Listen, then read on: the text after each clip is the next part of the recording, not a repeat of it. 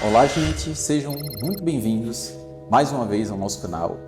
Hoje a gente vai conversar um pouquinho sobre as dificuldades que, em geral, os profissionais que desejam tratar os pacientes com o transtorno da personalidade borderline, eles enfrentam no dia a dia, principalmente no início. Então, a primeira dificuldade que a gente percebe é que as pessoas tendem a achar que os pacientes com borderline constituem um grupo homogêneo. Então, isso não é real. Então, no dia a dia a gente vai vendo que existe como subgrupos de pacientes, porque em realidade é muito difícil você encontrar alguém que tenha o transtorno da personalidade borderline na forma pura, né?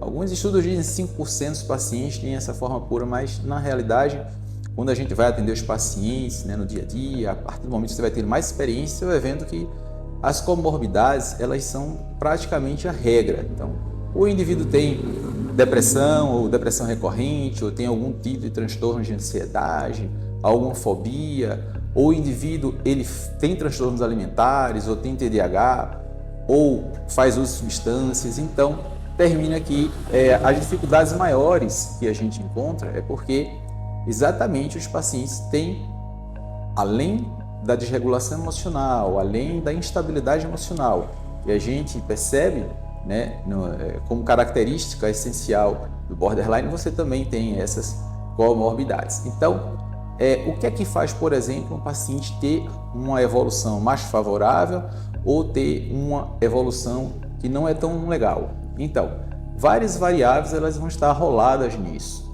como por exemplo, a primeira delas, que isso aí a gente é muito importante pontuar.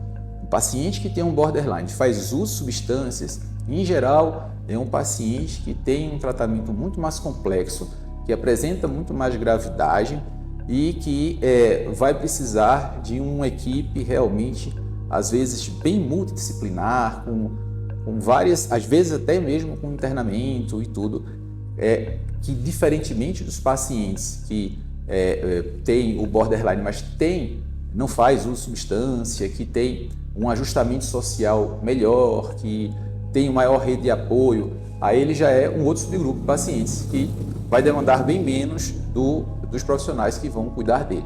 Então, esse é um primeiro ponto, é a gente não acreditar que todo paciente com borderline vai se encaixar, né, naquele mesmo perfil.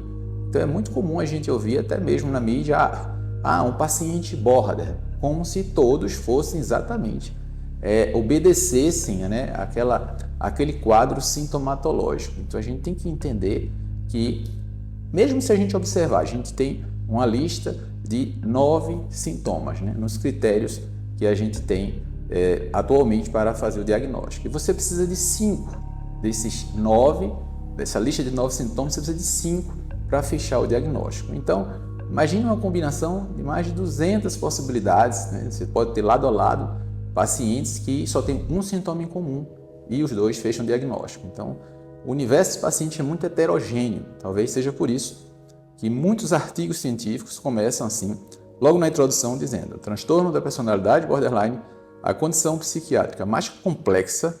Quando se diz complexa, é porque você tem uma variabilidade enorme de apresentações clínicas, de gravidade, tipo de evolução. Então, esse seria talvez o primeiro e grande desafio dos profissionais que vão trabalhar com esses pacientes. Compreender essa lógica, entender esse raciocínio para você oferecer a cada paciente as necessidades que cada um vai ter.